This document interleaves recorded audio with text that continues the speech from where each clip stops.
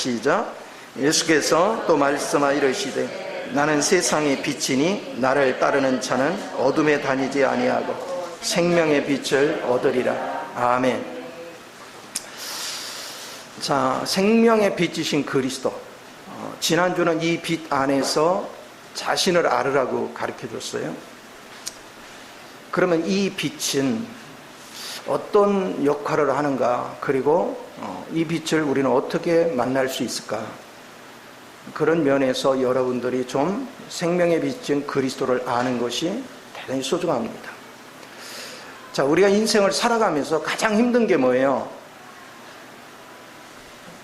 내가 상대를 모른다는 거예요. 또 내가 내 마음을 모르겠는 거야. 자기가 자기 마음을 다 알아요? 몰라요. 그게 어둠 속에 있어서 그래요. 그런데 나도 모르는데 어떻게 다른 사람을 알겠어요? 그리고 내가 하는 일이 이게 바른 일인지, 이게 잘 될 건지, 그걸 알면 얼마나 좋겠어요. 그걸 모르네. 그러니까 살아가면서 우리가 밝게 알고 사는 게 하나도 없는 거야. 잘 됐으면 좋겠다는 소망 가지고서 사는 거지, 이게 잘 될 건지 잘못된 건지 모르는 거야. 그러니까 내일에 대한 보장도 없이 우리는 막 애를 쓰는 거야. 그저 뭐 최선을 다하는 거죠. 그런데 최선을 다한 거에 비해서 결실이 없는 거예요.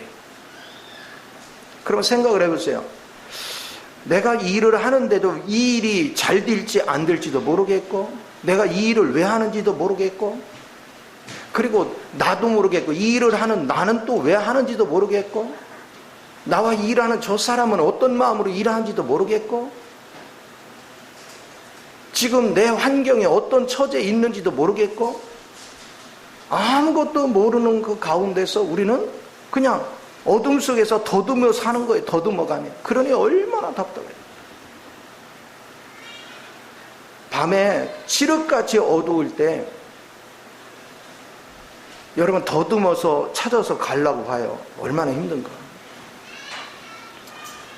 예전에 시골길은 불빛 하나 없잖아요. 그러니까 막 구름이라도 낀 날은, 그래도 별빛이라도 하는 날은 오순풀이 이렇게 길이 보이지만, 구름이라도 낀 날은 칠흑같이 어두 앞에 안 보여. 그런 길을 가려면 초긴장을 하는 거예요. 왜냐하면 낭떠러에 떨어질 수도 있고 뭐 여러 가지 위험 요소가 많으니까. 우리 인생이 지금 그렇게 살고 있단 말이에요. 여러분들이 지금 사는 인생이 뭔지를 냉철하게 알아야 돼요. 그래서 성경은 그걸 말하고 있는 거예요. 너희가 지금 어둠 속에 있다. 그래서 사람들은 이론적으로 어둠 속에 있다는 얘기를 자기도 말을 하는데, 내가 어둠 속에 있다는 것이 뭔지를 몰라요. 그 속에서 헐떡이며 사는데도 몰라요. 이게 참 심각한 문제예요. 우리가 어둠 속에 있다는 걸 모른다는 것이 얼마나 비참한 것인가. 근데 성경은 그럽니다. 유일한 빛은, 우주 공간에서 유일한 빛은 그리스도라는 겁니다. 그러니까 내가 빛 가운데 가야, 그 빛을 통해서 어둠이 물러나야 밝게 보인다는 거예요. 여러분이 계시록 21, 22장에서 새 예루살렘 성을 보면 금과 진주와 보석으로 건축이 된 걸 보게 돼요. 하나님의 신성과 하나님의 십자가의 역사와, 그리고 성령 안에서 갖가지 보석들이 된 그런 사람들의 모임체가 모여서 새 예루살렘 성을 이루어요. 그런데 거기에 특색은 뭐냐? 모든 보석이 투명하다는 거예요. 유리알같이 투명하다는 거예요. 쉽게 말하면 여기서 저 끝을 보면 저 끝까지가 다 보인다는 거예요. 속에 가리워진 게 하나도 없어. 빛 가운데 있기 때문에 감춰진 게 하나도 없어. 그러니까 우리는 어디에 있던, 어떤 위치에 있던, 무슨 일을 하든 투명하게 모든 걸 보고 일을 하고, 투명하게 모든 걸 알고 사는 거예요. 그게 새 예루살렘 성이에요. 그러면 생각해 보세요. 주님이 우리를 어디로 이끌어가요? 어둠 속에 있는데 한 치 앞을 모르는 우리 인생, 한 가지도 한치 앞으로 아는 게 없어. 그런 인생에서 주님의 생명을 우리에게 공급해 줘가지고 궁극적으로는 모든 것이 투명하게 열려 있고 모든 것이 갖춰져 있고 모든 것이 확실하게 보이는 세계 속으로 우리를 이끌어 가고 있다는 거예요. 그런 세계 안으로 우리를 이끄는 거예요. 그게 영원 속에서 하나님의 백성들이 사는 축복입니다. 그럼 우리는 그걸 날마다 바라봐야 되잖아요. 우리가 거기에 도달하기까지 집중을 해야 되잖아요. 그런데 예수를 믿는다는 사람들이 새 예루살렘 성, 이 도성을 바라보지 않는 거예요. 여러분은 히브리서 11장에서 거기 많은 순교자들을 봐요. 그런데 그 순교자들이 한결같이 뭐를 봤어요? 한 도성을 봤다. 그 한 도성이 뭐예요? 그게 예루살렘 성이에요. 그 예루살렘 성을 보니까 너무나도 투명하고 너무나도 맑고 너무나도 풍요롭고 너무나도 아름다워. 내가 지금 사는 세상은 너무나도 어둡고 한치 앞을 알 수 없고 그러니 염려, 불안, 초조, 근심 속에 살아야 되는데 주님이 우리를 통해서 주님의 빛 가운데서 만들어진 새 예루살렘 성을 보니까 거기는 흠도 점도 없고 투명하고 모든 것들이 열린 상태에서 사는 거예요. 여러분이 전부 다 120살은 살 거잖아. 그렇죠? 예. 그런데 생각을 해보세요. 우리는 태어나는 순간부터 내가 120살을 살기까지 중간에 무슨 일을 닥칠지 알고 살아요? 모르고 살아요? 몰라. 그러니까 항상 불안한 거예요. 그리고 내가 열심히 내 나름대로 공부도 하고 뭐를 준비를 해요. 근데 이게 앞으로 닥치는 일이 무슨 일이 닥칠지 이걸 돌파할 수 있을지조차도 모르고 살아요. 그러니까 늘 불안한 거예요. 그런데 주님 안에서 내가 태어나는 순간부터 120살 죽을 때까지의 여정이 투명하게 쫙 보인다면 그럼 염려 근심 필요 있어요 없어요? 없지. 즐기는 일밖에 없잖아요. 더군다나 그곳에는 주님에 의해서 다 갖춰져서 이걸 볼 수만 있다면 그러면 이 세계를 보면 범죄할까요 안 할까요? 범죄할 일이 없지. 오늘 주님은 이것을 우리에게 대비를 시키는 거예요. 그래서 여러분이 신앙생활을 하면서 항상 잊지 말아야 될 것은 성경을 지식으로 읽지 마라. 성경 속에 감춰져 있는 이 비밀한 것들이 여러분이 보여야 비로소 여러분 하나님을 알아요. 그 하나님을 알기 위해서 여러분이 주님께 집중하는 이 훈련은 대단히 중요한 것입니다. 오늘날 많은 사람들은 성경은 계속 얘기해요. 그리스도가 빛이다. 그럼 그리스도가 빛이야. 그런데 사람들은 뭐 하느냐면 그 그리스도가 빛이라는 거에 대한 가르침을 공부를 해. 그리스도가 빛이래, 그리스도가 거룩함이래, 그리스도가 의로움이래, 그리스도의 사랑이래, 그리스도의 능력이래, 막 이걸 공부를 해요. 이걸 공부를 해서 그리스도는 사랑이래, 그리스도는 빛이래, 그리스도는 의래, 그리스도의 능력이래 막 말은 하는데 정작 자기가 그리스도의 빛을 본 적이 없어. 그러니까 말로 사랑을 말하고 말로 거룩함 말하고 말로 의로움을 말하는데 그 빛이 뭔지를 모르는 거예요. 그러니까 의로운 행위를 할 수가 없어. 거룩한 삶을 살 수가 없어. 지혜로운 삶을 살 수가 없어요. 그 빛을 본 적이 없으니까. 성경을 봐도 지식 자랑만 해요. 교리 자랑만 해요.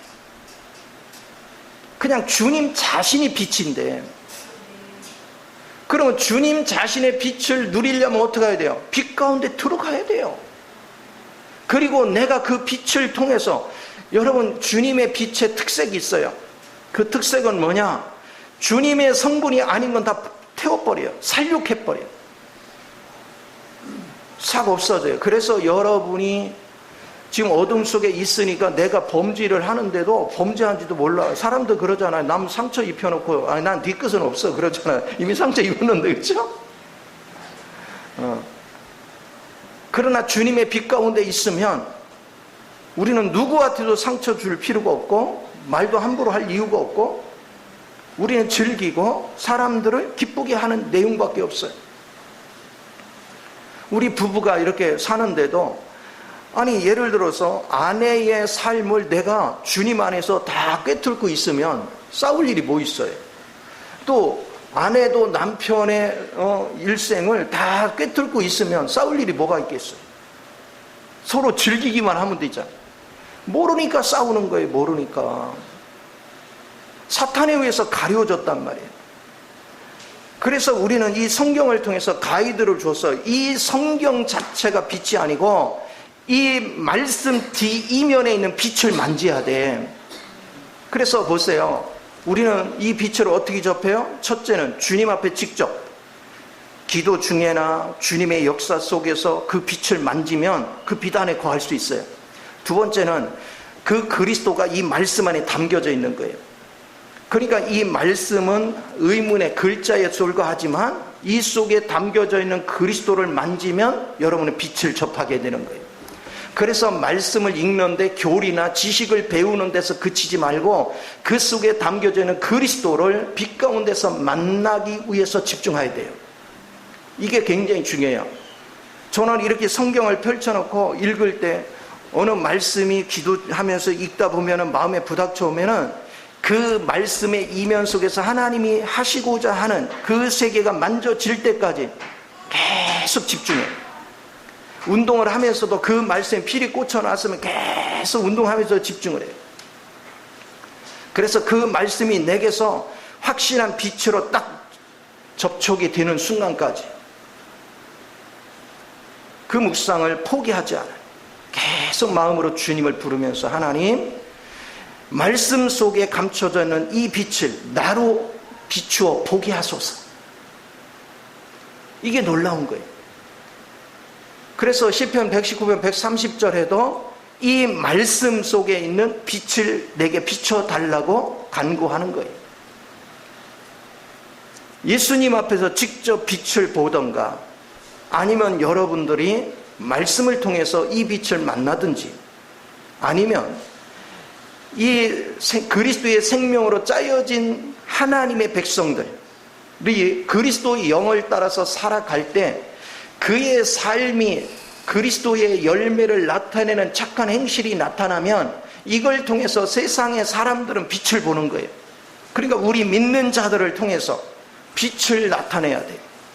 이게 주님께서 우리를 부르셨고 우리를 지금 양육하는 목적이에요. 우리가 세상에 빛을 비춰줘야 돼요.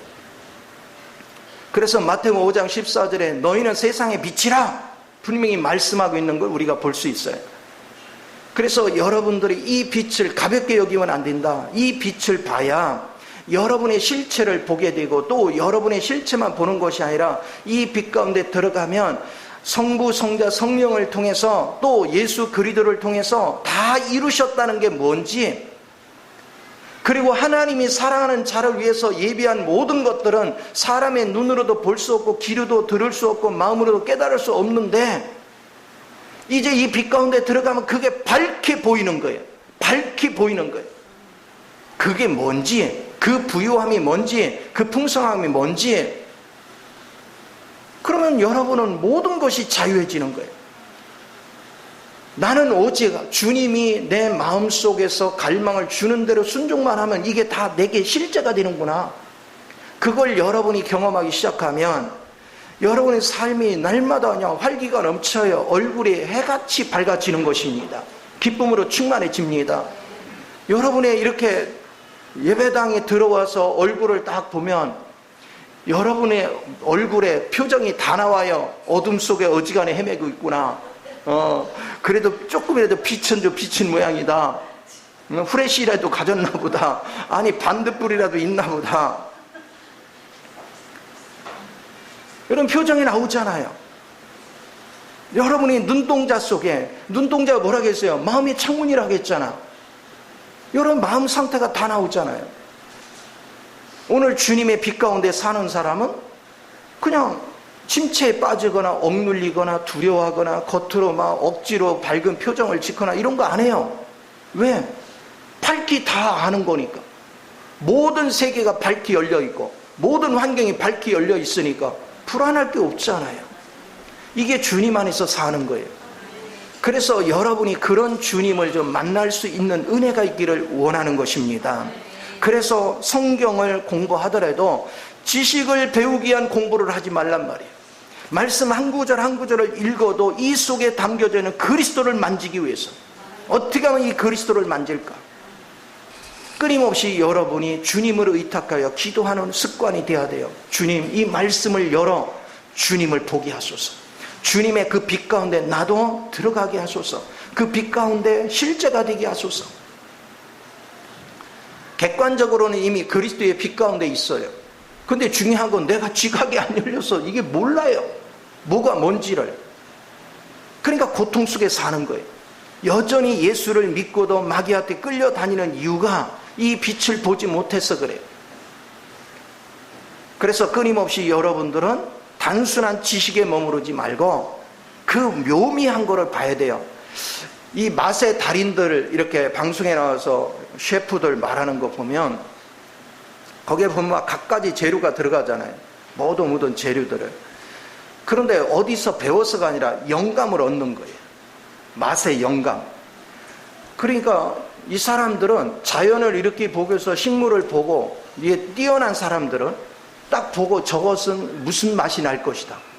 그리고 이거하고 이거하고 믹서가 되면 무슨 맛이 날 거다. 저것을 기름에 튀기면 무슨 맛이 날 거고 여기다가 뭐를 첨가하면 무슨 맛이 날 거다. 이게 영감이 온다는 거예요. 지금은 소천하지만 어느 분 그랬었잖아요. 그냥 아무데나 가가지고 나무 뚝뚝뚝 끊어서 요리해가지고 주고 그렇죠. 그런 것도 있었잖아요. 그 이름도 잊어버렸는데 실제로 여러분들이 하나님을 아는 것도 마찬가지예요. 하나님에 관하여 지식을 익히는 게 아니라 여러분들이 그 하나님에게도 갖가지 다양한 부분의 그분의 인격이나 그분의 재능이나 그분의 능력이나 그분의 권세나 그분의 속성에 속한 모든 것들을 어떤 맛을 내고 어떤 의미를 나타내고 그것이 우리 삶 속에 어떤 영향을 끼치는지를 알기까지 여러분은 계속 주님 안으로 주님을 누리는 일에 집중을 해야 돼요. 평생 그 길을 가는 겁니다. 제 경험으로 볼 때 이 세계가 열리기 전까지는 아무것도 장담할 수 있는 게 아무것도 없는 거예요. 항상 불안한 거예요. 뭐를 해도 예를 들어서 목회를 해도 이 말씀을 전했는데 이게 잘 적용이 돼서 성도들한테 영향을 잘 끼치는데 잘못되면 또 어떻게 하지 뭐 별 생각이 다 들어. 그러니까 뭐하냐 목회를 하고 설교를 해도 항상 불안한 거예요. 내가 혹시 잘못 전한 건 아닌가? 뭐 잘못된 건 아닌가? 별 생각이 다 들죠. 그런데 하나님의 빛이 나를 접촉하고 나니까 담대해져요. 담대해져. 왜? 밝게 알아지니까. 밝게 느껴지니까 이 말씀이 사실이구나. 이 말씀이 실제구나. 왜? 밝게 봤으니까. 그러니까 자신감이 넘치는 거예요. 누가 뭐라고 해도 다른 사람이 누군가가 말도 안 돼 해도 나는 자신감이 넘쳐. 왜? 나는 봤으니까. 그들은 교리적으로 이론적으로 따져가며 나를 따지지만 나는 밝히 봤다 이거야. 내가 본 하나님은 이런 하나님이더라. 아무리 많은 지식을 알고 아무리 많은 교리를 알아도 밝게 그 빛 가운데 거하지 않은 사람은 아무것도 모르는 거예요. 그는 여전히 소경이에요. 성경에 대해서 박식할 수 있어요. 그러나 여전히 그는 소경이에요. 그러나 여러분들이 지식이 좀 부족해도 하나님의 빛을 접촉하고 빛 안에 거하는 사람은 내가 이거를 사람들에게 어떻게 설명할 교리적인 지식은 부족해도 나는 빛 가운데 있어. 나는 확신에 있어. 나는 내가 누리는 하나님에 대해서 분명해. 그럼 여러분 천국을 누리는 거예요. 오늘 주님의 실제적인 빛을 누릴 줄 아는 사람. 그 사람은 진짜 행복한 사람이죠. 그 사람이 진짜 실제를 사는 사람이죠. 그러면 이 진리의 영이 임하면 빛이 밝아지고 그 안에서 우리는 자유해지는 실제를 살아가는 거예요. 그러니까 지금 하나님 말씀을 통해서 여러분한테 어둠 속에 살지 말라고 여러분을 밝은 세계로 이끌어주고 여러분도 좀 자유하게 즐겁게 살기를 원해서 여러분한테 말씀해 주는 거예요. 끊임없이 이 말씀을 먹고 말씀을 먹고 지식에만 그치지 말고 여러분도 이 빛 가운데 살기 위해서 하나님께 끊임없이 간구해라. 하나님, 나도 눈을 열어 이 빛을 보게 하시고 이 빛 가운데 거하게 하셔서 나로 하여금 새 예루살렘 성에 그 투명한 빛 가운데 거하듯이 이 땅에서 그렇게 거할 수 있는 은혜를 더하소서. 그 기쁨으로 사는 거예요. 그 즐거움 속에. 여러분이 빛이 없으니까 어둠 속에서 자기 그 좁은 소견의 생각의 틀에 잡혀가지고 집을 별로 아는 것도 없으면서 막 혼자 다 아는 것 같이 고집은 있는 대로 다 세가지고 옹고집 속에 살아요. 그래서 다른 사람이 나에게 동의를 하는 막 성질은 있는 대로 다 하는 거야. 아글아글하며 싸우라. 그거 얼마나 불쌍해요. 성경은 그런 사람을 뭐라 해요? 버러지같이 산대. 버러지같이. 우리는 하나님의 자녀입니다. 하나님의 자녀는 마땅히 버러지같이 살면 안 되지. 마땅히 우리는 빛 가운데서 확신에 차서 모든 것을 밝게 보고 즐거운 마음으로 살아야죠. 기쁨으로 살아야죠. 이렇게 하기 위해서 우리는 신앙의 훈련을 지금 하는 거예요. 계속해서 여러분이 그 빛 가운데 거하는 것은 적당히 가다가 포기하는 자에게는 기회가 없어요. 끈기 있게 가는 거예요. 끈기 있게. 무슨 일이든 중도에 포기하는 사람은 길이 없어요. 그러나 나는 처음이니까 어설프죠. 모르니까 답답하죠. 힘들고 어렵지만 꾸준히 진보하고 꾸준히 의지를 들이고 꾸준히 노력하는 사람에게는 길이 열리는 거예요. 아니, 세상 일도 중도에 포기한 사람은 아무것도 못 이뤄요. 세상 일도 꾸준하게 공부하고 꾸준하게 준비하고 꾸준하게 해나가는 사람이 뭔가 열리는 거야. 그래서 성공적인 인생을 사는 거예요. 그런데 하물며 보이지 않는 하나님의 세계를 아는 일에 적당히 해가지고 알아지겠냐고요.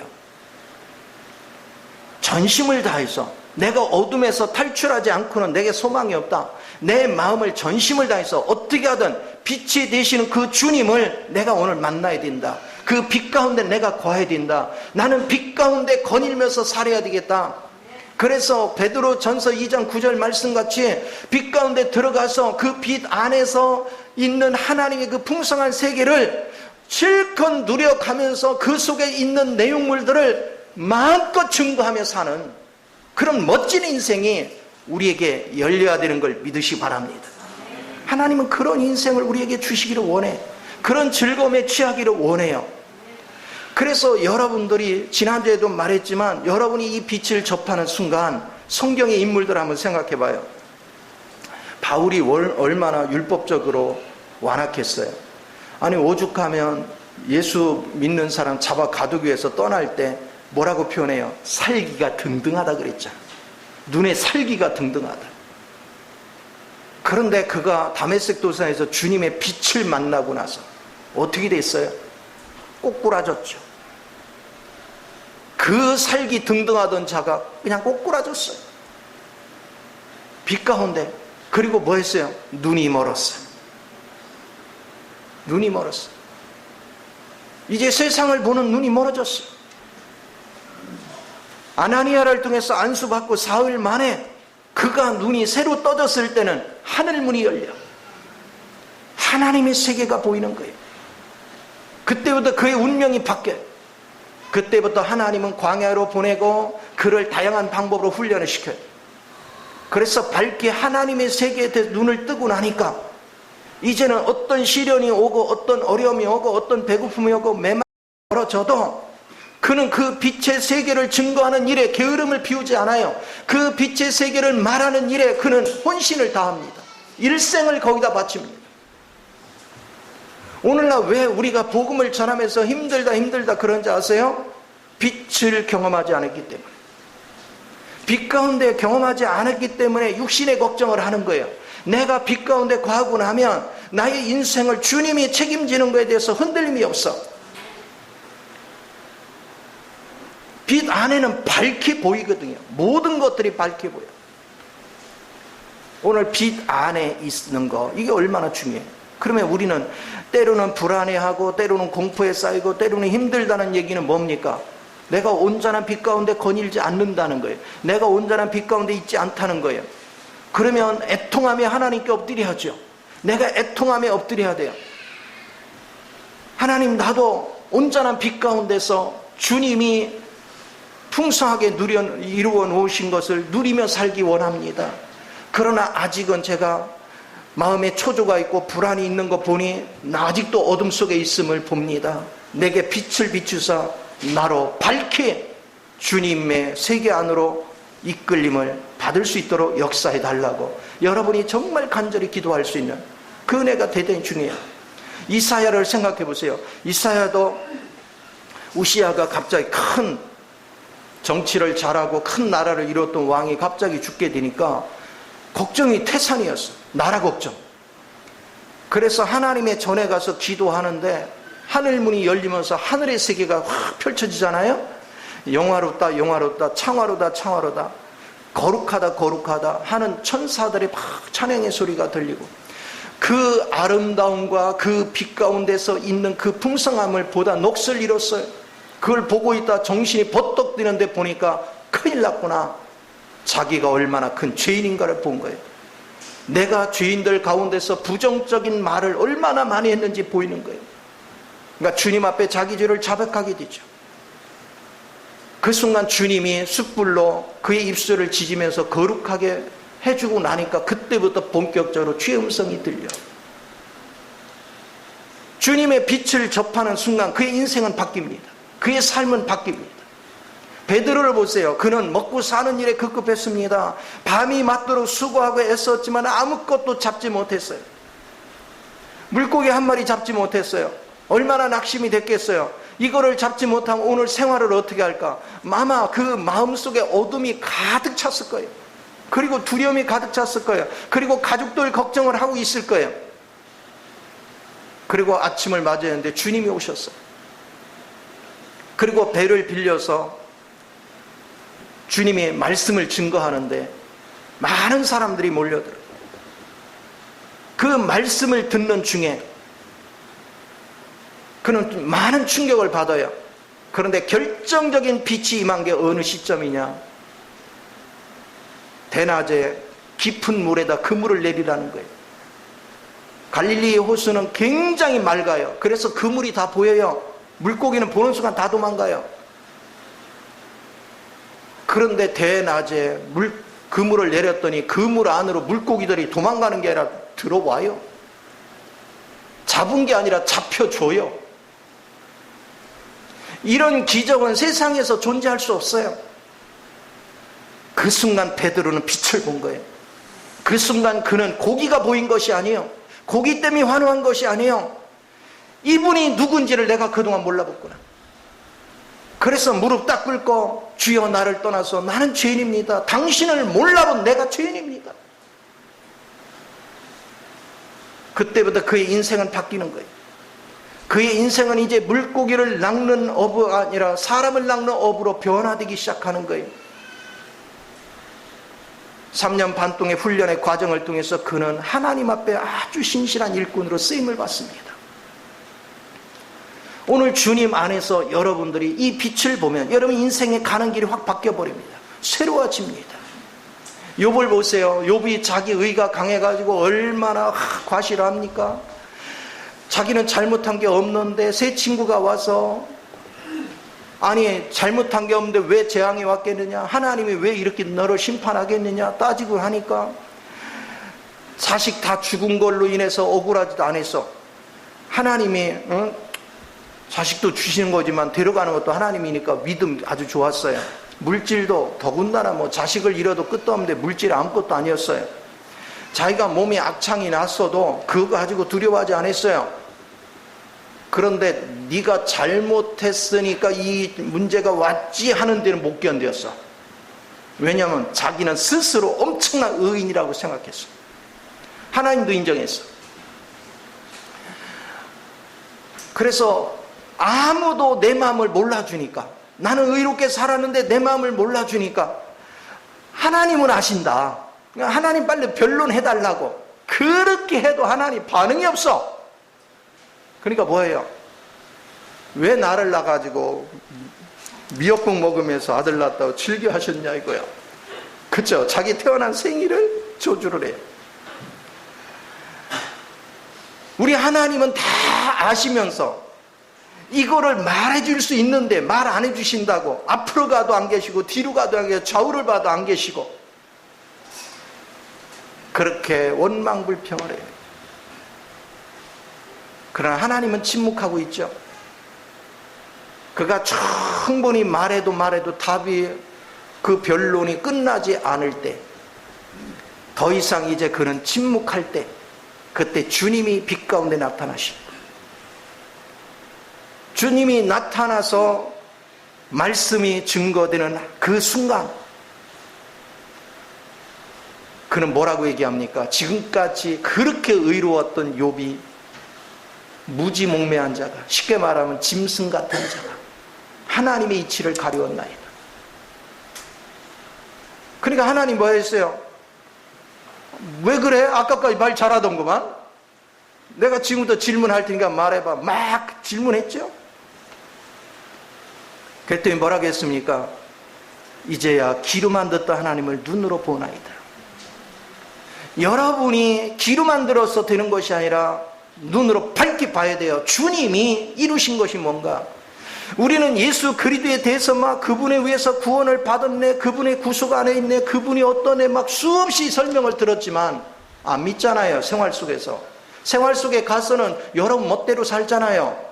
말로는 순종해요. 말로는 믿습니다 해요. 그런데 주님의 말씀을 믿고 순종하는 사람이 몇 명 있어요?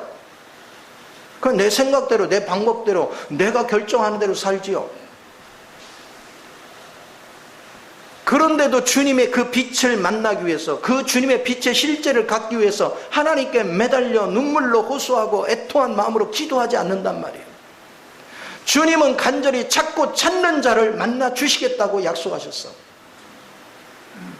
우리는 그 주님을 어떻게 만날까? 어떻게 하면 그 주님 안에 거할 것인가? 자나깨나 그 은혜 속에서 여러분이 기도하는 훈련이 너무나도 중요하죠. 제발 저는 부탁하는 거예요. 예배당 뜰을 평생 밟고 다녔는데 그 주님 모른다면 뭔 소용이 있겠어요? 주님이 뭐라고 말씀했어요? 영생이 뭐냐? 하나님을 아는 것과 예수 그리스도를 아는 것이 영생이라. 지식으로 아는 것을 얘기하는 게 아니에요. 네가 봄으로 알아야 된다는 거예요. 네가 그분을 대면함으로 알아야 된다는 거예요. 그런데 내가 대면하지 못했어. 내가 본 바가 없어. 그런데도 한가해. 내가 믿은 지가 몇 년인데도 그분을 본 적이 없어. 그런데도 마음에 간절함이 없어. 인생이 불행한 거죠. 어찌 됐건 간에 우리는 그분을 만나야 돼요. 그분을 봐야 돼요. 그리고 그 빛을 접하고 나면 여러분은 그 빛 안으로 자동으로 들어가. 그 빛을 만나면. 그리고 그 빛을 만나는 순간 여러분의 옛사람이 사륙이 돼버리니까 여러분 이제 옛 모습을 살지 않고 그리스도의 삶으로 바뀌어요. 여러분 인생이 확 바뀝니다. 우리는 과거에는 내 마음에 안 들면 누구를 원망하고 불평하고 다른 사람에 대해서 아무 상관이 없는데도요, 제3자가 누구 전하면 그 사람 괜히 욕해요. 그런 생활을 밥 먹듯이 했어요. 남 비판, 판단하고 정지하는 일을. 로마서 7장에 보면 다른 사람 비판하지 말라. 이 원어의 뜻은 판단하지 마라. 네 스스로가 판단하지 마. 너는 판단할 능력조차 없어. 모든 판단을 할 수 있는 능력은 주님 외에는 없어. 우리의 판단은 옳을 수가 없어. 그런데 네가 왜 함부로 판단을 습관화하냐 이거예요. 그러니까 네 인생이 망하는 거다. 우리가 판단하지 말고 주님이 내 인생을 판단해야 돼요. 주님이 내 길을 열어주셔야 돼요. 여러분은 그 주님을 어떻게 만날 것인가? 이거에 대한 간절함이 있어야 돼요. 이거에 대한 애탐이 있어야 돼요. 평생을 예수를 믿는다고 했지만 그 주님을 만나지 못하면 무슨 의미가 있냐고요. 여전히 어둠 속에 있는데, 여전히 내일 일을 알지 못하는데, 여전히 거짓말하고 여전히 불순종하고 여전히 내 멋대로 사는데 거기에 무슨 축복이 있겠어요? 오늘 반드시 우리는 주의 영이 열려야 돼요. 하박국도 주님을 만나는 순간 주님의 빛이 임하니까요, 갈대아인들이 통해서 유대인들을 하나님이 징치한다고 그러니까 처음에는 막 따졌잖아요. 하박국이.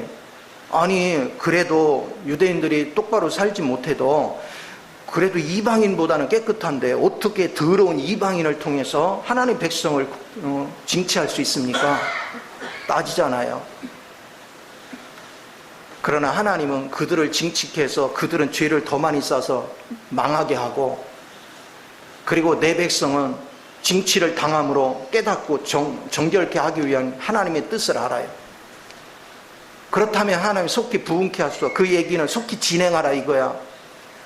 그런데 그 말을 하고 있는데 빛 가운데 이 갈대인들이 쳐들어와서 막 예루살렘 성을 짓밟고 내 백성들을 사륙하는 장면이 만져지는 거야. 그 순간 막 창자가 녹아드는 것 아픔을 느끼는 거예요.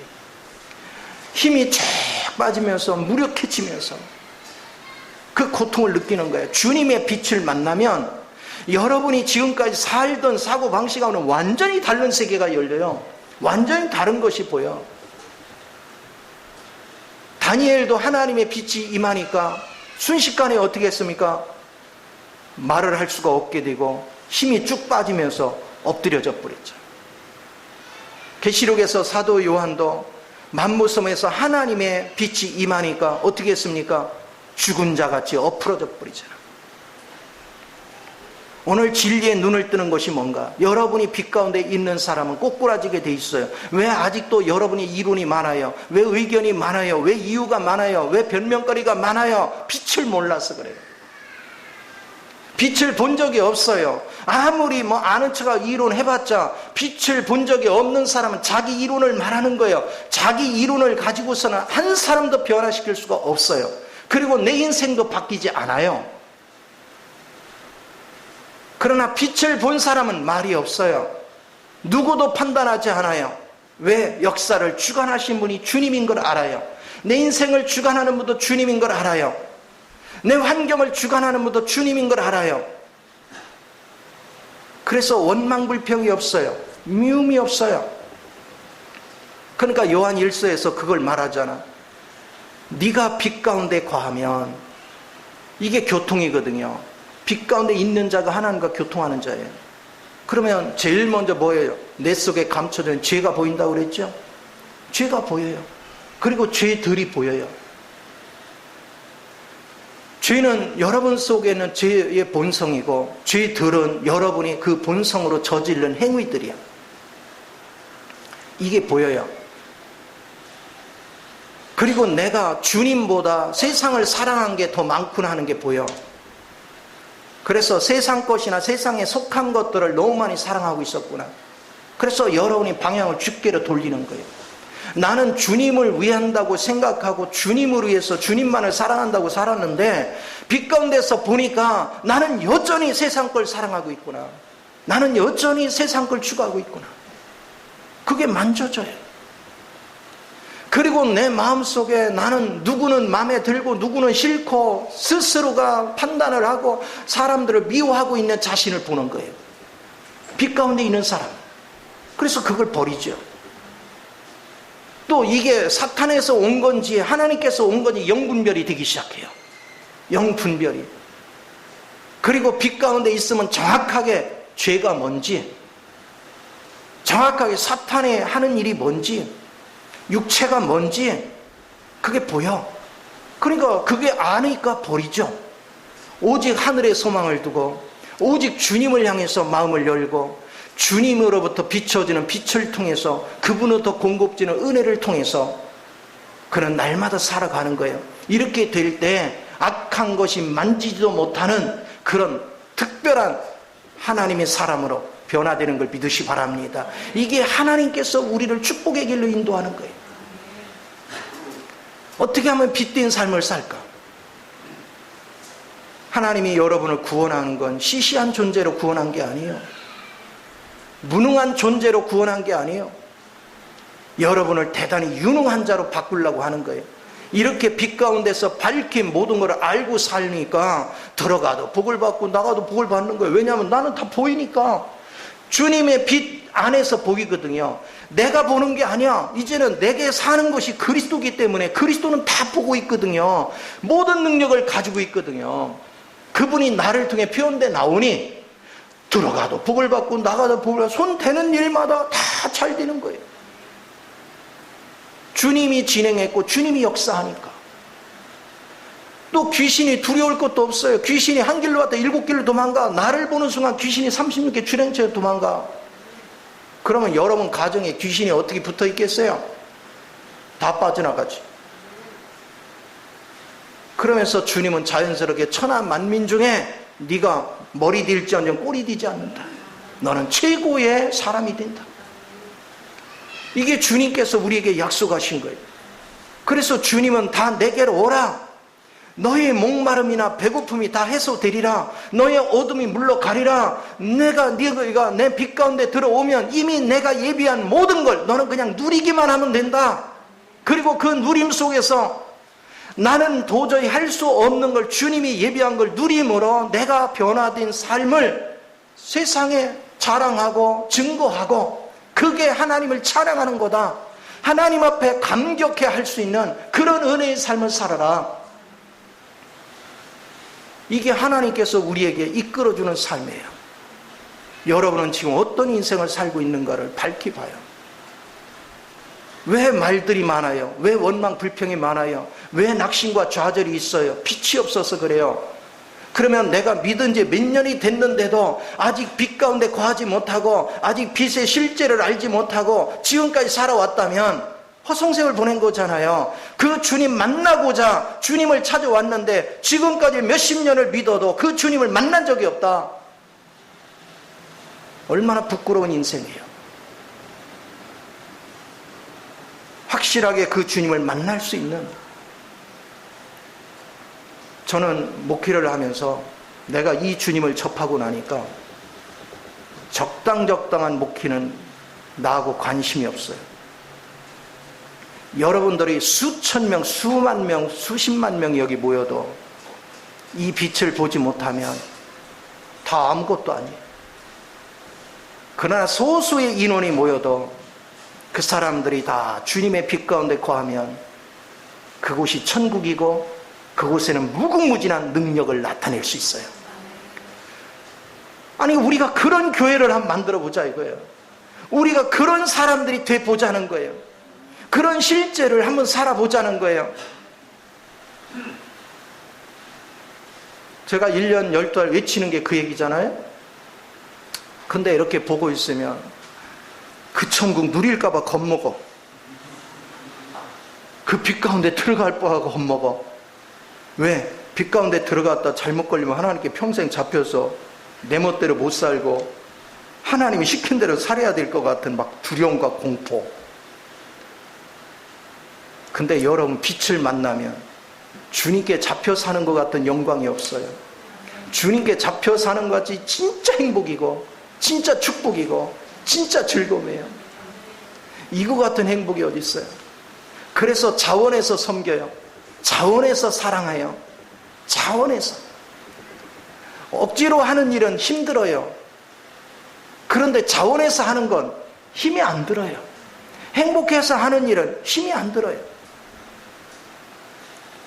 그런 주님을 여러분이 좀 누리며 산다면 여러분 가정생활 모든 삶 속에 하나님의 빛이 임재하고 하나님의 빛이 임재하는 곳에는 명쾌해요. 아버지가 예비한 것을 그냥 적용만 하면 현실에 나타나. 역사가 일어나. 얼마나 멋있어요. 여러분이 세상에서 노력하고 애써가지고 여러분의 지금 환경을 벗어날 수 있다고 봐요? 설령 돈을 몇 푼 번다 한들 여러분의 마음에 맨날 자유가 있고 평안이 있고 기쁨이 넘치는 삶이 존재하나요? 그렇지 않아요. 여전히 고통스러워요. 그런데 주님의 빛을 접하면 빛 가운데 들어가면 한순간에 여러분 인생이 바뀌어요. 여러분 삶이 완전히 바뀌어요. 물질로부터도 자유해지고 미워하는 마음 사라지고 판단의 마음 사라지고 용서의 마음이 그냥 내 마음에 넘쳐나. 그리고 항상 성결하고 서로가 격려해주고 서로가 높여주고 서로가 인정해주고 겸손해지고, 그러니 삶이 얼마나 행복해요. 얼마나 즐거워. 이런 인생을 살기 위해서 여러분이 집중하는 자세, 하나님은 그걸 기뻐하시는 거예요. 그 기쁨에 여러분이 취할 수 있는 삶, 그것이 아름다운 인생인 걸 우리는 봐야 되는 것입니다. 그래서 시편에서도 시편 119편 105절에 내 발의 등불은 말씀이라는 거예요. 이제 말씀은 주님이 그랬죠. 말씀 자체는 의문이다. 그러나 그 속에 영을 네가 만지면 그 영은 생명이다. 우리 인생을 바꾼다. 새롭게 한다. 신앙생활을 하면서 자기 생각의 틀에 갇혀서, 세장에 갇혀서, 그 속에서 거짓말하고 그 속에서 사랑은 요것만큼도 없으면서 사람들을 수시로 판단하면서 자기는 주의 사랑을 나타낸대. 주님을 사랑한대. 얼마나 기만하는 거예요? 마음에서는 비아냥거리고 미워하고 판단하면서 주의 사랑으로 사랑한대. 입에 발린 말, 기만하는 생활. 그러니까 예레미야 5장 30절 31절에 기이한 일이 벌어지는 거야. 이 기이한 일이 좋은 일이면 좋겠는데 귀신이 역사해서 나의 삶을 황폐하게 만드는 거야. 나의 삶을 고통스럽게 만드는 거야. 언제까지 그렇게 살아야 되겠어요? 지금까지 그렇게 살아온 것도 억울한데 그 길을 계속 그렇게 살고 있다면 너무 불쌍하잖아. 이제 이 빛을 만나야 돼요. 이 빛의 실제 속에 들어가야 돼요.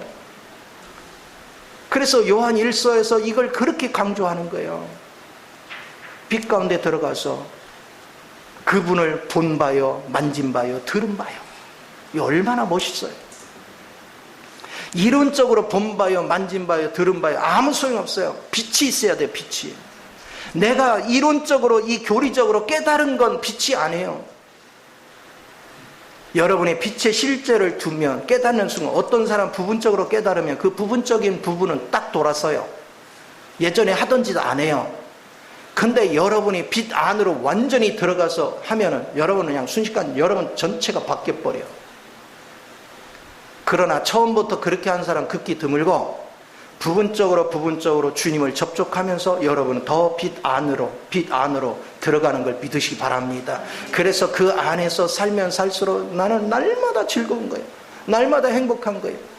그 즐거움에 취하는 삶이 날마다 풍성해. 그래서 이걸 알아야 돼요. 우리는 주님의 거룩함을 공부하려고 하지 마요. 그냥 주님을 살면 그 거룩함이 나타나요. 의를 배우려고 하지 마세요. 그리스도를 살면 저절로 의가 나타나요. 성결하게 살려고 노력하지 마요. 그리스도를 살면 성결이 저절로 나타나요. 구원받으려고 애쓰는 게 아니에요. 예수 그리스도를 살면 저절로 구원이 이루어진 거예요. 여러분이 성령의 열매를 맺으려고, 사랑을 하려고, 화평하려고, 기쁨을 하려고 노력할 필요 없어요. 그리스도 자체가 사랑이고 기쁨이고 희락이에요. 평안이고 오래 참을 수 있고 자비와 양성과 충성과 온유와 절제는 그냥 그리스도의 그분의 신격 자체예요. 그분의 성품 자체입니다. 그러니까 내가 그리스도로 살면 여러분이 성령의 열매를 맺으려고 애쓸 필요가 없어요. 그냥 성령의 열매가 그냥 나타나는 거예요. 빛의 열매, 모든 사람의 착함이, 진실함과 의로움이 그냥 저절로 그리스도를 살면 저절로 나타나요. 그러니까 여러분은 어떻게 하는 게 의로운 거예요, 어떻게 하는 게 거룩한 거예요, 어떻게 하면 빛 가운데 사는 거예요, 이런 거 공부하려고 하지 말고 그냥 단순하게 주님, 내가 그리스도를 친히 빛 가운데 만나기를 원합니다. 왜? 그분이 빛이니까.